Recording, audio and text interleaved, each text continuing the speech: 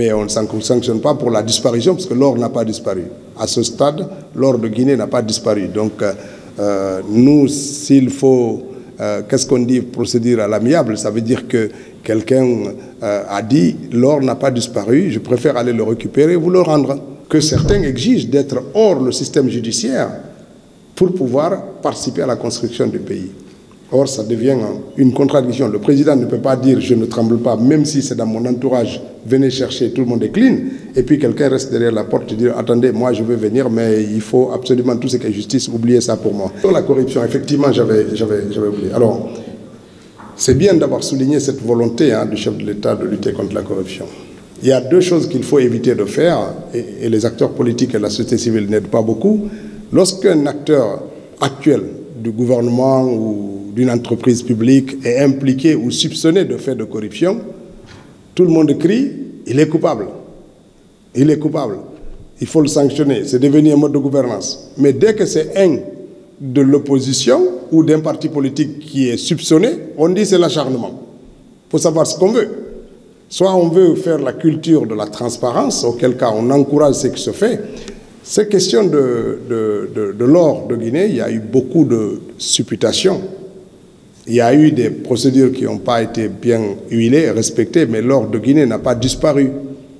Parce que la corruption, il y a deux choses. Si l'or avait disparu et perdu, on aurait dit, bah voilà, il faut sanctionner. Moi, je ne sais rien. Si quelqu'un ne respecte pas toutes les procédures qui sont liées à un métier, on se rend compte que le doute de la destination finale est là, on récupère. Je ne sais pas où on peut sanctionner pour les procédures, mais on ne sanctionne pas pour la disparition, parce que l'or n'a pas disparu. À ce stade, l'or de Guinée n'a pas disparu. Donc, nous, s'il faut, qu'est-ce qu'on dit, procéder à l'amiable, ça veut dire que quelqu'un a dit l'or n'a pas disparu, je préfère aller le récupérer et vous le rendre. On n'a peut-être pas respecté ça et ça et ça dans la procédure, mais il n'a pas disparu, on ne s'est pas approprié. On dit, bon, va le chasser, c'est l'amiable, va le chercher, tu le ramènes. Tu t'es trompé, il n'y a pas de problème, ramène notre or. S'il leur revient, voilà ce que ça veut dire. Ça ne veut pas dire que derrière, il y a quelqu'un qui s'en est mis plein les poches et on le pardonne.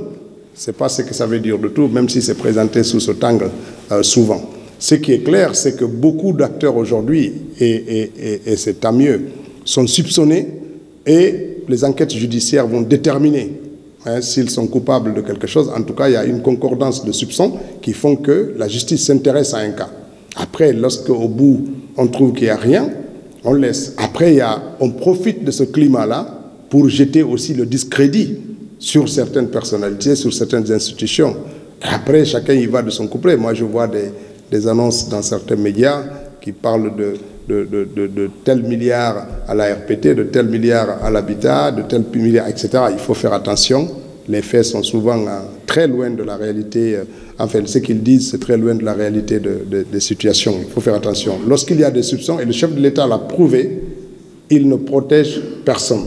C'est un engagement qu'il a pris. Il a dit devant les Guinéens que sa main ne tremblera pas. Et elle ne tremble pas.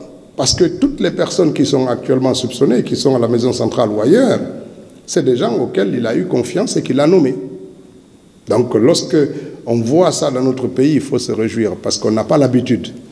En Guinée, la culture est qu'on ne vous demande des comptes que quand vous n'êtes plus aux affaires. C'est là qu'on nous dit que vous êtes faible, on vous demande de justifier des choses.